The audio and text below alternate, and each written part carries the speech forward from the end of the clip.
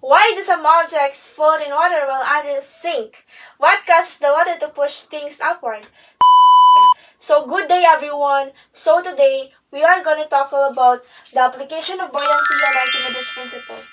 So buoyancy is the upward force that a fluid exerts on an object placed in it, counteracting the object's weight. So, buoyancy is the upward push that water or any fluid gives to an object placed in it. This push works against the object's weight and is the reason why some things float or rise in liquid or gases. Archimedes' principle explains buoyancy by stating that the buoyant force on a submerged object equals the weight of the fluid displaced by the object.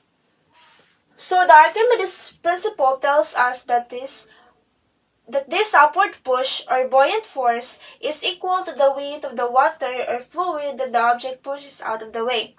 So, for the explanation of the concept, so buoyancy, when an object immersed in a fluid or liquid or gas, the fluid pushes it upward with a force called buoyant force. So, when you put an object in water or any fluid, the fluid pushes up on the object. This force is called buoyancy. It helps objects float or feel lighter. And then, Archimedes' principles, it states that the buoyant force on the object that is submerged in fluid is equal to the weight of the fluid displaced by the object. So, Archimedes' principle, this principle says that the upward push on the object is equal to the weight of the fluid that the object moves out of the way or displaces. The more fluid an object pushes aside, the stronger the upward push. So the principle can be written as FB equals P times V times G, where FB is the buoyant force and the P is the fluid's density and the G is acceleration due to gravity, and the V is the volume of fluid displaced. So I have here an example. So first example is a wooden block with a volume of 0.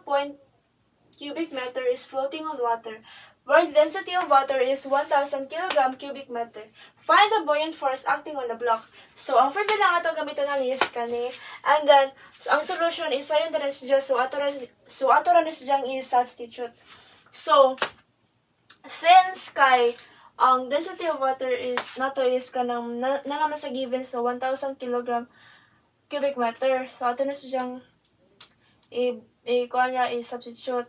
And then 9.8 meter per second squared kay mo ang gravity, and then 0.5 cubic meter is ang volume. So, i-times na siya. So, equals to 4,900 newtons.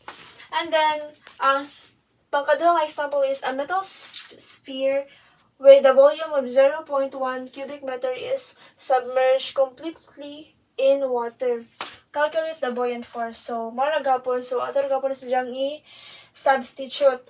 So, 1,000 kg cubic meter since kay completely in water masidya. So, mara gapon, density of water gapon ito gamiton.